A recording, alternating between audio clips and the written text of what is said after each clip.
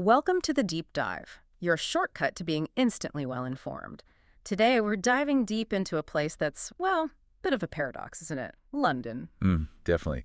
Global cultural heavyweight on one side. Right, palaces, museums, theater. Exactly. World-class everything.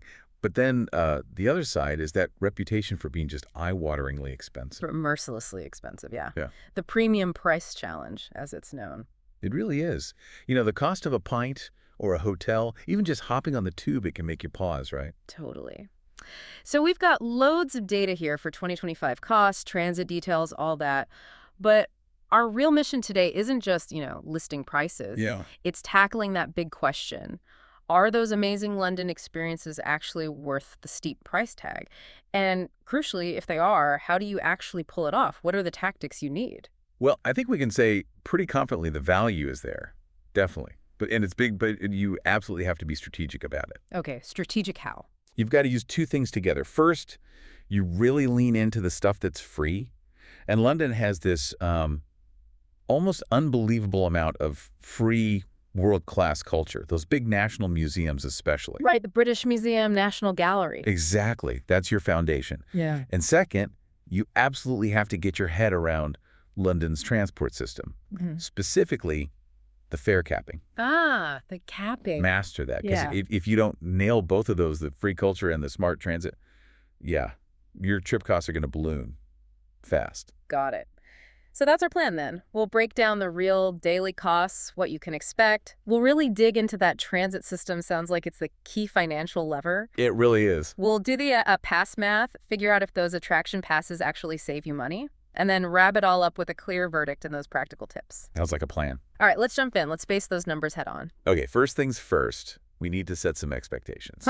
Because, expensive can mean different things to different people. Yeah, fair point. So for 2025, we've basically got three main budget levels worked out. Okay, give us the ranges. Let's start at the bottom.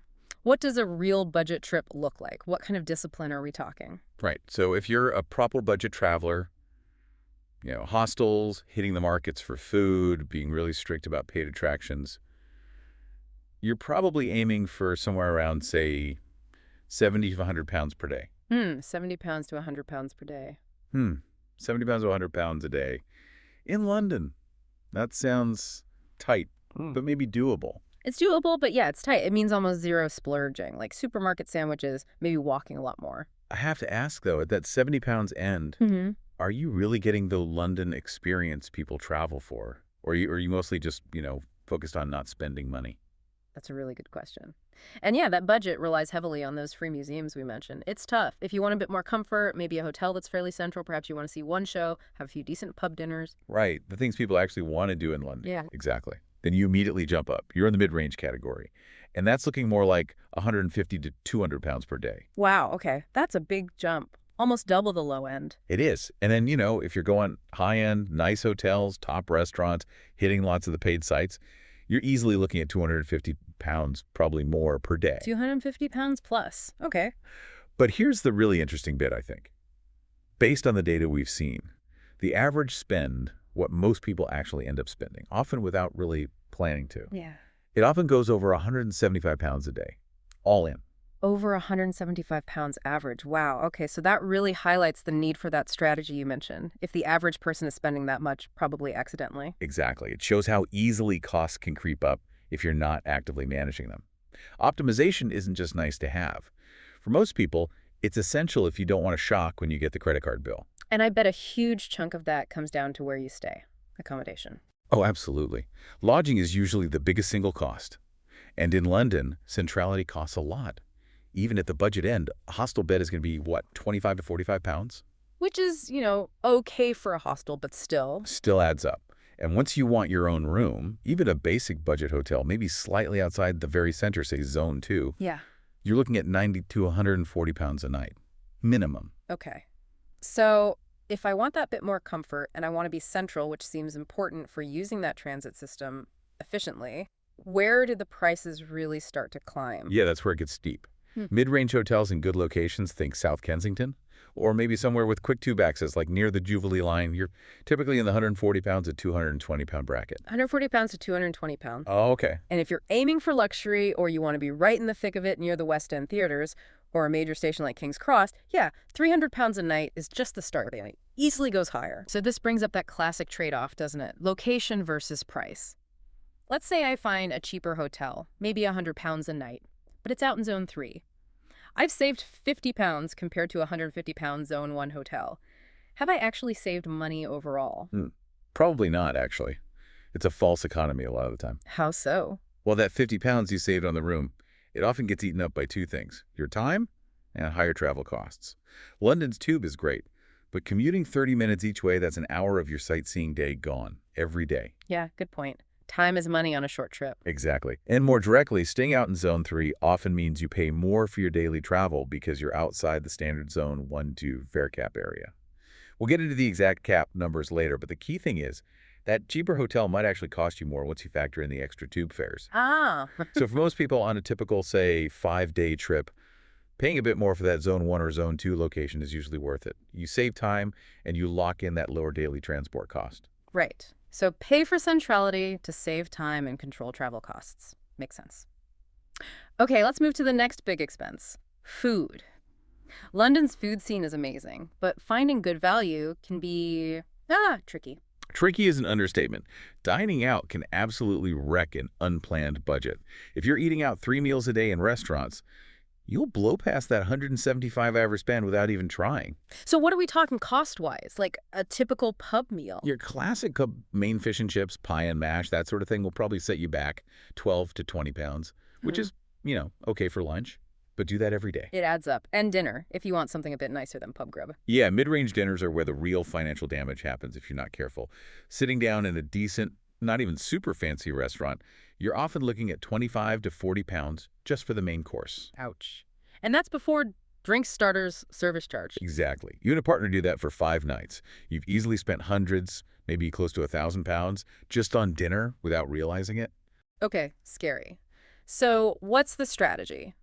How do you eat well without spending a fortune across all budget levels? The number one strategy for everyone, really, is breaking the habit of 3 sit-down meals a day.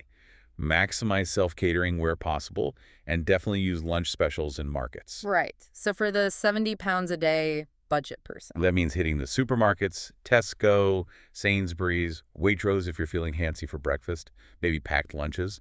Then maybe 1 meal out per day, like a pub lunch or grabbing something amazing from a food market.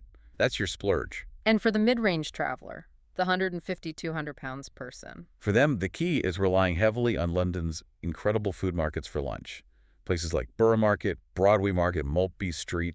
You can get fantastic, filling, high-quality food for much less than the sit-down restaurant lunch. And it's part of the experience too, right? Absolutely. It's fun, it's delicious, and it saves you a packet. Doing that for lunch means you can then afford to maybe pick 1 or 2 nights for a really nice dinner, rather than feeling like you have to eat expensively every single night. Discipline. Okay, let's put some concrete numbers on this. A typical 5-day trip, let's say, excluding flights. What's the total cost difference between that super disciplined budget traveler and the more typical mid-range person? The difference is massive. It really shows the power of optimization. That 5-day super budget traveler sticking rigidly to hostels, market, and supermarket food, only free museums, they can potentially do the whole trip for somewhere between 275 and 590 pounds. 275 to 590 pounds for 5 days. That takes serious effort, but wow. It does, Oh, but it's achievable. Now compare that to the more typical mid-range traveler. Maybe they get a reasonably central hotel, took the odd taxi when tired, pay entry for 2 or 3 big attractions, eat out most nights. yeah, the sort of trip many people end up having if they don't plan meticulously. That person, Yeah. their 5-day total is often landing somewhere between 950 pounds and 550 pounds. Whoa, 950 to 1,550 pounds compared to maybe 600 pounds max on the budget end. That gap is huge. It's huge. And that's the whole point of this deep dive. The Fathos 115-pound person isn't necessarily having a better time. They pay the premium for convenience and maybe a lack of specific planning. Right. The London convenience tax. Okay, the lesson is crystal clear. London rewards planners and punishes the unprepared wallet. So now we know the costs. Let's talk about the single biggest tool for controlling them, mastering that transit system. Okay, London transport. It's kind of this beautiful paradox, isn't it? How do you mean? Well, it's incredibly efficient. It gets you pretty much anywhere you need to go. But if you pay for every single journey individually, buying single tickets, It's actually really expensive, punishingly so. Right, I've heard single-tube fares are quite high. They are, and this is the crucial part, the system is specifically set up to reward people who use it frequently and smartly. And it does that through fare capping, using either a contactless bank card or an Oyster card. Fare capping. Okay, this is the game changer you mentioned. Absolutely. This is what keeps travel within the central part of the city affordable. It fundamentally shifts that "is London worth it" calculation towards a yes if you use it right. So it basically stops you from spending an infinite amount on travel each day, no matter how many times you hop on and off the tube or buses. Exactly. It turns unpredictable travel costs into a fixed, predictable daily maximum, which is brilliant for budgeting. Let's get into the specific numbers people need for 2025, especially for travel within zones 1 and 2, which is where most visitors spend their time. Okay, hit me with the key figures. Right. The absolute most important number to burn into your brain is the daily cap for zones 1-2. For 2025, that is £8.90. £8.90. Okay, and what does that mean practically? It means once you've made enough journeys using the same contactless card or device within zones 1 and 2 to spend £8.90 in a single day. Oh, like maybe 3 or 4 tube trips? Yeah, something like that. After you hit that £8.90 spend, any further journeys you make within those zones on that same day using that same card were completely free until about 4:30 a.m. the next morning when the system resets. Wow, okay. £8.90 for potentially unlimited travel all day within central London. That actually sounds like really good value. It is genuinely excellent value. It completely removes that mental calculation of, oh, should I take the tube or walk to save money? Mm-hmm. You just tap and go, knowing you won't pay more than £8.90. It makes sightseeing so much more fluid. Yeah, I can see how that encourages you to just hop on for even short journeys. Brilliant. It really does. So Yeah. you could, go to the British Museum in the morning, tube down to the South Bank for lunch, maybe tube over to Kensington for the V&A in the afternoon. Still only £8.90 total for transport. That predictability is gold. Okay, daily cap, £8.90. Got it. What about the weekly cap? I've heard about that too. Yep, there's also a weekly cap for zones 1-2. That's set at £44.70 for 2025. £44.70 for a whole week. Okay, that sounds even better if you're there for a full week, but I sense there's a catch. You mentioned pitfalls earlier. Ah, yes. The weekly cap. This is where things get a bit more nuanced, and it's honestly the single most common point of confusion for visitors. It catches so many people out. How so? What's the catch? The catch is how the week is defined. That £44.70 cap runs strictly Monday morning to Sunday evening. It's a fixed calendar week. It is not a rolling 7-day period from when you first arrive. Okay, that is crucial. So let's say I arrive on a Wednesday and I leave the following Tuesday. That's 7 days. Do I get the weekly cap? Nope.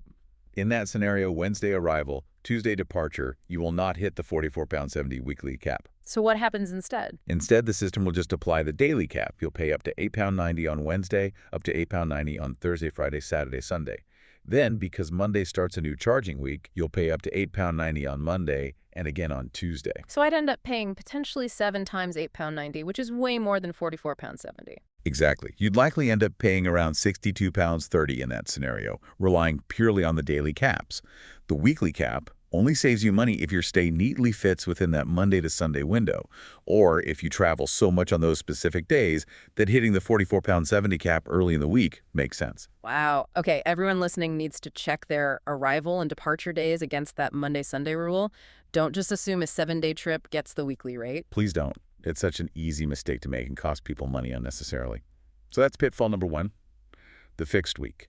Pitfall number 2 is something called card clash. Card clash sounds ominous. It can be. It leads to people getting charged maximum fares or their caps just not working at all. I've had some real horror stories. Okay, explain card clash. What is it and how do we avoid it? Card clash happens when the yellow card reader on the tube gate or bus detects more than one contactless payment method at the same time when you tap. How would that happen? The most common way is people tapping their whole wallet, or maybe their phone case against the reader. And inside that wallet or case, they might have their main contactless bank card, but also maybe a second credit card, a debit card, even an old Oyster card they forgot about. Ah, okay. And the reader gets confused about which card to charge. Pretty nicely. It detects multiple signals, gets confused, and often fails to register a proper tap-in or tap-out for any of them correctly. This causes 2 big problems. Which are? First, you might get charged the maximum possible fare, which can be quite high on both cards, because the system thinks neither card completed a journey properly. It assumes you failed to tap out. Ouch. Second, and this is crucial for capping, if you accidentally tap in with card A and then accidentally tap out with card B later, well, card A's journey is never completed, and card B's journey never started. The system can't link them. So again, you risk maximum charges on both cards, and crucially, those partial journeys won't count towards your daily or weekly cap. So the cap doesn't work. Exactly, you'll lose the benefit entirely. Okay, the solution sounds simple then, if potentially annoying. It is simple. The absolute golden rule. Only present one card or device to the reader. Take the specific card you intend to use out of your wallet or purse to tap it. If you're using your phone, like Apple Pay or Google Pay, make sure there isn't another contactless card tucked into the back of the phone case right near the chip. One card, one tap. Consistency. Consistency is everything. Pick one payment method for your whole trip, one specific card or your phone, and use only that. Making sure it's isolated when you tap, that's your best defense against card clash, and ensuring your caps work correctly. Got it. Keep other cards well away from the reader. Okay, so we've got this fantastic capping system for zones 1 and 2, but what happens if I want to do a classic day trip, say Windsor Castle or maybe Oxford? Right, good question. As soon as you travel outside the designated TFL zones covered by the Oyster Contactless system, which includes most popular day trip destinations like Windsor, Oxford, Cambridge, Brighton, the capping system stops. It doesn't apply. So those journeys are priced differently. Completely differently. You're moving on to the National Rail Network, not Transport for London's network. The pricing works much more like traditional train tickets. Which means spontaneity gets expensive. Very expensive. Unlike the tube where you can just tap and go knowing the cap will protect you, buying a national rail ticket on the day, especially for peak travel times, can be incredibly pricey. So planning ahead is key for day trips. Absolutely essential. To save money on these longer rail journeys outside London, you need to look at buying advance purchase tickets online, often weeks or months ahead. These can be significantly cheaper, but they usually lock you into a specific train time. No flexibility. Okay, advance tickets. What about rail cards? I hear about those too. Yes, national rail cards can be a good option if you plan on making several rail journeys, or maybe one very expensive one. They cost about £30 up front for a year, but typically give you a 13% discount on off-peak fares. You need to do the math to see if the upfront cost of the rail card will be offset by the savings on the specific trips you plan to take. So for just one day trip, advance booking is probably the way. For multiple trips, maybe a rail card. That's generally the rule of thumb, yeah. Compare advance fares first, then see if a rail card makes sense based on your total planned rail travel outside the TFL zones. Okay, we've tackled the cost basics. We've hopefully demystified the crucial transit system. Now let's get to the fun part with the actual experiences. This is where London really throws down the gauntlet against its own high price tag, right? Particularly with the museums. This is absolutely London's trump card, the free museum core. Mm. Honestly, it's the single biggest argument for why London is ultimately worth the cost, despite everything else. So just how good is this free offering? It's staggering. I mean, think about it. You could walk into the British Museum, see the Rosetta Stone, Egyptian mummies, incredible history. Then you could head over to the National Gallery in Trafalgar Square, stand in front of masterpieces by Van Gogh, Turner, Monet. Then maybe down to the Tate Modern on the South Bank for huge contemporary works. And finish off at the V&A in South Kensington, exploring centuries of design and fashion. And all of those, zero entry fee. £0 entry for the main permanent collections. It's phenomenal. This density of truly world-class, top-tier culture, all available for free, allows anyone, even on the tightest budget, to have several absolutely brilliant, culturally rich days without spending a penny on admission fees. That's a massive counterweight to the high cost of, say, accommodation or food. You could literally fill 3 or 4 days just with incredible free museums. Easily. It's the absolute bedrock of a budget-conscious London strategy. Now, there's one small caveat we should mention. Always a catch. What is? While the main collections are free, if there's a special temporary exhibition on within one of these museums, a big blockbuster show focused on a specific artist or theme. Like that Vermeer exhibition they had recently. Exactly like that. Those special exhibitions almost always require a separate paid ticket. And they can be quite pricey, often £20, £25 or more, and usually need booking well in advance. Okay, so main gallery's free. Special shows paid. Got it. So this amazing free core means that if we do want to use an attraction pass or just buy individual tickets, we only really need to focus on the big ticket paid attractions, right? Precisely. You don't need a pass that covers things that are already free. You target the pass or your a la carte spending specifically on those iconic landmarks that do charge significant entry fees. So which ones are the main culprits, the ones that really cost a fair bit? The big ones, the ones that command maybe 25 to 40 pounds per person for entry, are generally these. The Tower of London, that's almost always top of people's lists. Yeah. Westminster Abbey, again, hugely popular. St. Paul's Cathedral. The Churchill War Rooms, fascinating place. And for views, the view from the Shard is also up there in price. Right. Just hitting 2 or 3 of those could easily cost you £700 per person right there. Exactly. Those are the ones you need a plan for. Either factor them into your budget individually or see if they fit onto a pass, which we'll discuss next. Okay. But even the free museums, they're not without their challenges, are they? I'm thinking crowds. Oh, absolutely. Free doesn't mean empty. Especially the British Museum and the National Gallery. They get incredibly busy. So a key bit of practical advice here is about timing. Go early. Definitely go early if you can. Be there right when the doors open, usually around 10 a.m. That first hour, maybe 9:30 to 10:30 a.m. if they open earlier, is often your best bet for seeing the really famous stuff before the main crowds descend. Also, check their websites. Many of the big museums have late opening nights, maybe once a week, often on a Friday. Those can sometimes be a bit calmer, too. Good tip. Avoid midday queues. Okay, moving beyond museums. London equals theater for a lot of people. The West End. It's iconic. But those tickets, they can cost as much as a hotel night sometimes. They really can, especially for the big hit musicals on a Saturday night. But there are definitely ways to access world-class theater without completely destroying your budget. You just need to know the tricks. Okay, spill the secrets. How do we get cheaper theater tickets? Right, there's a whole ecosystem for discounts. First, there's the official TKTS booth right in the middle of Leicester Square. They sell discounted tickets for same-day and sometimes next-day performances.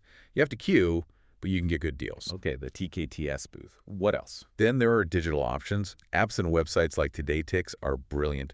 They offer general discounts, but also run things like daily rush tickets or lotteries for really popular shows, where you can sometimes snag front row seats for maybe 25, 30 pounds if you're lucky. Rush tickets and lotteries. Worth a shot. Definitely. You need to be flexible, but the savings can be huge. And does when you go make a difference, like weekday versus weekend? Oh, massively. Midweek performances, Tuesdays, Wednesdays, and especially matinees, afternoon shows, are almost always cheaper than Friday or Saturday evenings. If you're flexible on the day and time, you'll find much better prices. Patience and flexibility are your best friends when theater budgeting. Good to know. Avoid primetime Saturday night unless you're ready to splurge. Okay, lastly for this section, what about just soaking up the atmosphere? Free things to do that are really worthwhile. Loads. London is fantastic for just walking and exploring.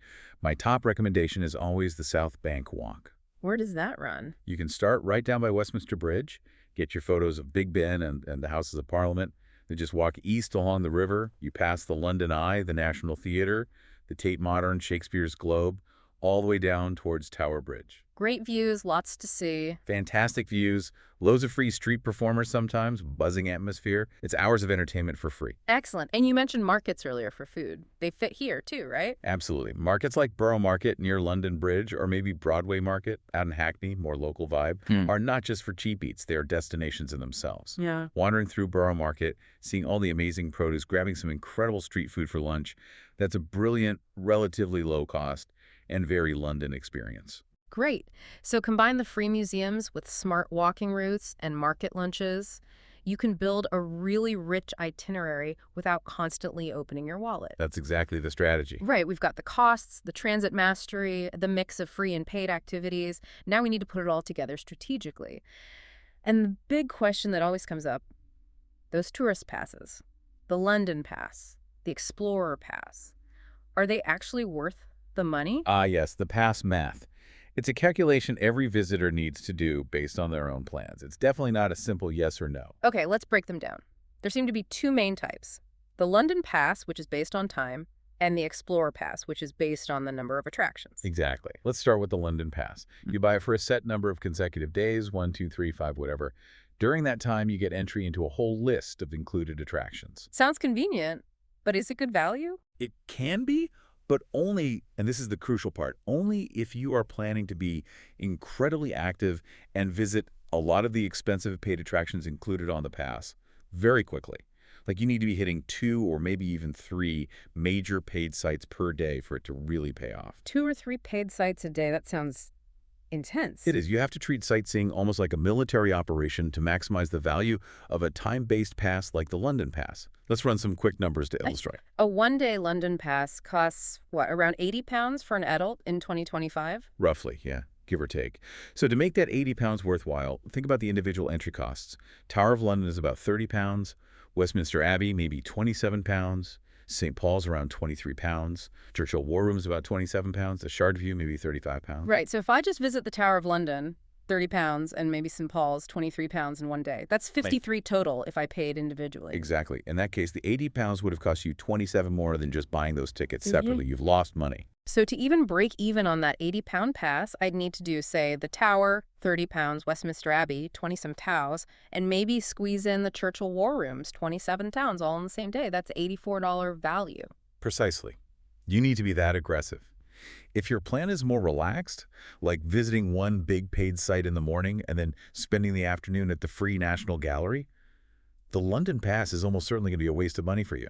Because so many of the best museums are free anyway. That's the key takeaway. Yeah. Because London offers such an incredible free cultural core, most average travelers who mix paid sites with free ones will likely save more money simply buying individual tickets online in advance for the 1 or 2 specific paid attractions they really want to see, rather than buying an expensive pass that pressures them into rushing around. Okay, so the London Pass is really only for the hyperactive sightseer aiming for multiple expensive entries daily. What about the other type, the Explorer Pass? Right, the Explore Pass is different. It's choice-based. You buy a pass that gives you entry to, say, 3, 4, 5, or 7 attractions from a list. And you typically have 60 days to use those credits. So much more flexible. No need to rush. Much more flexible. This is often a better fit for people who know they want to see maybe 3 or 4 specific expensive sites like the Tower, the Abbey, the War Rooms, maybe a river cruise, but want to spread them out over their trip, mixing them in with free museum days or just exploring. Less pressure, potentially better value if you pick the high-cost option. Generally, yes. You still need to do the maths, add up the individual costs of the attractions you want to see, and compare it to the Explore Pass price for that number of choices. But for many people, it strikes a better balance between savings and flexibility than the all-or-nothing London Pass. Okay, pass math done. Yeah. Let's circle back to food quickly. We know markets are key for lunch. What are the other top tactics for keeping dining costs down? Right. Hierarchy of food savings. Number 1, as we said. Self-catering for breakfast. Even just cereal bars in your room helps. And using markets or supermarkets for lunch. That's the biggest win. Non-negotiable for budget mid-range. What's next? Second, be selective about dinner. Don't feel you need a proper restaurant meal every single night. Maybe book just 1 or 2 really nice dinners midweek as a treat, rather than every night. Okay. Any other tricks? Yes. A great value hack, especially if you're thinking about theater, is pre-theater menus. Loads of restaurants in the West End area offer special fixed-price menus, usually 2 or 3 courses, typically served between about 5 p.m. and 7 p.m. Aimed at people needing to eat before a show starts. Exactly. They're designed for speed, but often the food is excellent quality and the price is significantly lower than ordering the same dishes a la carte later in the evening. It's a fantastic way to get a high-quality meal for less. Pre-theater menus. Good tip. And what about pubs? They're such a big part of London culture. How do they fit into the value picture? Pubs are brilliant on several levels. Culturally, they're essential. Socially, they're the heart of many neighborhoods. And financially, they can offer great value, especially if you look for daily specials or set lunch menus. Cheaper than restaurants generally. Often, yes. A good pub lunch can be very reasonable, and things like a Sunday roast in a pub are a classic London experience, and usually pretty filling and good value. Plus, drinks are generally cheaper in a pub than in a dedicated bar or restaurant. Just maybe try and find pubs slightly off the absolute main tourist drags for slightly better prices and a more local feel. Use pubs for culture and cost saving. Nice. Okay, finally, let's loop back to accommodation strategy. We established zone 1 or 2 is probably best overall. Any other booking tips? Timing is key, as always. If you have flexibility, aim for the shoulder season spring, April, May, or autumn, September, October.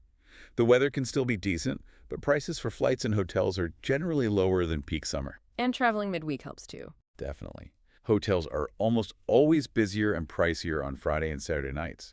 If you can structure your stay to be mainly Sunday to Thursday, you'll often find better rates and availability. And when booking, what should we prioritize? book ahead, especially for popular times. And I'd strongly recommend booking cancelable rates where possible, even if they cost slightly more. Plans change. Having flexibility is valuable. Location-wise, as we said, aim for zone 1 or 2, and specifically, look for places near a really frequent and useful tube line. Like which ones? Lines like the Piccadilly, especially if coming from Heathrow, the Jubilee, the Victoria, or the Central Line are fantastic because they cut across the city quickly and connect lots of key areas. Being a short walk from one of those lines saves you huge amounts of time. So the extra cost for a well-located hotel near a good tube line in Zone 12, you're basically buying back time and guaranteeing that cheap daily transit cap works for you. That's exactly it. You're paying that Zone 1-2 premium, not necessarily for a fancier room, but for maximum time efficiency and guaranteed access to that £8.90 daily travel cap. It's a strategic investment. Okay, all this theory is great, but sometimes it helps to see it in action. Let's try and sketch out a possible 4-day itinerary, something concrete that shows how you blend the free stuff, the paid stuff, the markets, and leverage that transit cap. Let's assume we're aiming for that mid-range budget, around £150 a day, and we'll factor in maybe one big paid entry every couple of days, plus that £8.90 daily travel cost. Great idea. A practical example makes it much clearer. Okay, let's plan a hypothetical 4-day mid-range trip. Day 1, let's focus on history and royalty. We'll start with a major paid anchor, Westminster Abbey. It's iconic, definitely worth the entry fee, which is around $27. We absolutely pre-book a timed entry slot online to skip the worst queues. Okay, $27 spent first thing. How do we balance the budget for the rest of the day? We immediately follow it with free activities nearby. A lovely walk through St. James's Park, maybe see the pelicans, then walk over to see Buckingham Palace from the outside, watching the changing of the guard if the timing works out, which is free. Nice. Free park, free palace viewing. Then maybe hop on the tube using our capped contactless card over to Trafalgar Square. Spend the afternoon exploring the National Gallery. Totally free, world-class art. Okay, so the only entry cost so far is the Abbey. Exactly. For the evening, maybe tube over to Soho. Instead of an expensive sit-down dinner, we grab something delicious and cheaper from a street food stall or find a pub doing a decent meal deal. Total cost for activities and transport today is well under £40, 27 Abbey plus £8 in Gap, leaving plenty within that £150 budget for food and accommodation share. Smart. Balances the big spend with lots of free value. Okay, day 2. Let's hit another icon. Day 2. Let's tackle the Tower of London. Another must-see, another significant entry fee, around £30, £33. Again, pre-book online. Right, another £30 plus hit. How do we absorb that? We stack it with high-value, low-cost things nearby. After spending the morning exploring the tower, we walk across the iconic Tower Bridge. Walking across is free, unlike the paid Tower Bridge experience. Good distinction. Free walk, great views. Then, for lunch, it's a short walk to Borough Market. We grab an amazing, high-quality lunch from one of the stalls, way better value than a tourist trap restaurant nearby. The afternoon is spent exploring the Tate Modern again, completely free entry for the main collection. Tower, bridge walk, market lunch, free modern art. Busy day. It is. And we finish it with maybe a walk along the South Bank as the sun sets, enjoying the river views and atmosphere. Again, transit is capped at £8.90. We've had a massive day, seen an iconic paid site, but balanced it carefully with free activities and a value lunch. Excellent. That shows really good clustering, doing the paid thing, then exploring the free stuff right next to it. Okay, day 3. Maybe time for that theater splurge. Good idea. Day 3. Let's make this day about using the free culture to pay for the evening's entertainment. We dedicate the entire morning to the British Museum. It's vast, it's free, though we still pre-book a free time slot online to ease entry. You can spend all day there, frankly. But we won't because we have theater plans. Exactly. After a cheap and cheerful lunch near the museum, maybe we wander through Covent Garden, enjoy the street performers there, free entertainment. Okay. Then we focus on getting our theater tickets. We've hopefully used Today Tix, or TKTS, to snag a deal for either a matinee or an evening show. So the ticket might still cost, say, £40, £60, even with a discount. Probably, yes. It's still a splurge. But because the entire rest of the day is cultural activity, British Museum, Covent Garden wandering, costs £0, and our transit is capped at £8.90, we can absorb that theater cost within our daily budget much more easily. Dinner tonight is maybe a quick post-theater bite or a late-night pub meal. Makes sense. The free museum basically subsidizes the theater ticket in the day's budget. Okay, last day, day 4. What's a good way to round it off? Day 4. Let's use the transport system for a slightly different feel. Maybe head out to Greenwich. It feels like a little escape from the central buzz. We can take the DLR, Docklands Light Railway, Out there, crucially, the DLR is part of the TfL network and uses the same capping system. Ah, so the trip out there still counts towards our £8.90 daily cap. Yes, as long as you stay within the zones covered by your cap. Greenwich is Zone 23, so covered by a Zone 1-2 cap if you travel through Zone 1. Alternatively, you could take a Thames Clipper riverboat that costs extra, maybe 8–10 pounds, but it's a very scenic ride. Your choice, depending on budget. Okay, so we get to Greenwich. What's there? Lots. You can visit the Royal Observatory, home of the Prime Meridian Line. Small entry fee around 15–18 pounds. Explore the grounds of Greenwich Park. Free, amazing views back to the city. Wander through Greenwich Market for lunch or souvenirs. See the Cutty Sark ship.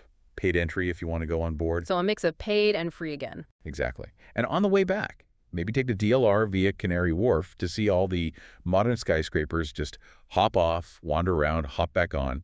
It's a different side of London architecture. Again, keeps the costs controlled while offering a change of scenery. Brilliant. So that itinerary really shows how you can have a packed, varied trip hitting major icons, seeing world-class free museums, enjoying markets and walks, even fitting in theater, all while keeping that budget somewhere around that 150–200 pounds mid-range, thanks to careful planning and leveraging the free stuff and transit caps. That's the goal. Avoid that accidental slide towards the £1,500 trip cost. Okay, we've crunched the numbers, we've dissected the transit system, we've looked at the activities, the passes, and even walked through a sample plan. Time to bring it all together. The big question we started with. The ultimate verdict. Is London actually worth that premium price tag in 2025? What's the final word? The final word is yes. Unquestionably, yes. London is worth the premium. But. I sense a but coming. But it comes with a very important condition. It's worth it specifically for travelers who are focused on its incredible cultural offerings and who are willing to plan meticulously. You have to engage with those two levers we talked about, the free museum core and the transit fare capping. So it's not worth it if you just show up expecting cheap hotels and bargain meals everywhere? No, definitely not. The value isn't in finding rock-bottom prices across the board. The value lies in that unique combination. The unparalleled density of free world-class experiences, coupled with an efficient transport system that, if used correctly, allows you to access all of it affordably. If you ignore the free museums or you mess up the tube capping and pay maximum fares, then the value proposition falls apart pretty quickly. It evaporates. Yeah. The whole equation flips against you. Thoughtful, informed planning isn't just helpful in London. It's pretty much the prerequisite for getting good value. Got it. London rewards the planner. Okay, let's hammer home those key takeaways. The absolute must-remember numbers and strategies for anyone listening who's now thinking about booking. Rapid-fire recap. Right. Key takeaways. Per day spend. You need a target. Aim for £700 if you're doing serious budget travel, hostels, markets. Aim for £150–200 if you want a more comfortable mid-range trip. Decent hotel, some paid sites, some meals out. And remember, the average visitor often drifts above £175 without a plan. Okay, best transit setup. What's the non-negotiable? Use a contactless card or device. Phone pay works great. Stick primarily to zones 1 and 2. Know the £8.90 daily cap for those zones. Be very skeptical about the £44.70 weekly cap unless your trip fits that Monday-Sunday window perfectly. And crucially, avoid card clash by only presenting one payment method to the reader. Isolate your chosen card or device. Right. One card, tap carefully. And pass utility. London Pass, Explorer Pass. Only consider the time-based London Pass if you are genuinely planning to visit 2–3 expensive included attractions per day. It demands a fast pace. The choice-based Explorer Pass is often better for more relaxed trips if you want to visit a select few high-cost sites. But for many, many travelers, the best value comes from relying on the free museums and buying a la carte tickets online in advance for just the 1 or 2 paid icons they absolutely can't miss. Don't buy a pass just because it exists. Do the math for your specific plans. Always do the math. Okay. So London demands a bit of homework, a bit of discipline, but the payoff is access to some of the most incredible cultural experiences anywhere on Earth, potentially without bankrupting yourself. That's the deal. Plan smart, and London delivers amazing value. All right, before we wrap up, just a couple of quick operational reminders from all that. Yes. 2 things. Remember to always tap in and tap out with the same card device for every tube journey to make the capping work. And pre-book timed entry slots online wherever possible, even for the free museums. It saves so much queuing time and potential hassle. Consistency and pre-booking buys you time and peace of mind. Okay, great practical tips. Now let's leave you with a final thought to chew on, something that builds on everything we've discussed. We spent a lot of time talking about mastering London's internal transit system, using those caps to keep costs predictable within zones 1 and 2. Right, that mastery gives you control and financial freedom within the city boundaries. But one of London's other great strengths is its role as a transport hub, right? The ease with which you can get out of London on day trips or longer journeys is incredible. Absolutely. You've got fantastic rail links to places steeped in history and culture. Windsor, Oxford, Cambridge, Bath, Brighton, all relatively easy train rides away. But as soon as you step onto one of those trains heading out of the city, You leave the comforting embrace of the £8.90 daily cap behind you. You're onto National Rail with its completely different and often much higher pricing structure. so the planning challenge just shifts, doesn't it? Once you've optimized your travel within London. The very next strategic question becomes, how do you optimize your travel beyond London? How much time and, crucially, money are you prepared to invest in booking those advanced train tickets, maybe getting a rail card, dealing with fixed departure times, just to explore the rest of the UK? That transition from the predictable TfL capping system to the more complex and costly national rail network is the next frontier for the strategic UK traveler. Hmm. How do you manage that budget effectively once London's transit magic runs out at the zone boundary? Something to think about for the next trip, perhaps. An excellent thought to end on. Optimize London first, then tackle the outward journey. Thank you for joining us for the deep dive. Safe travels, plan well, and happy capping.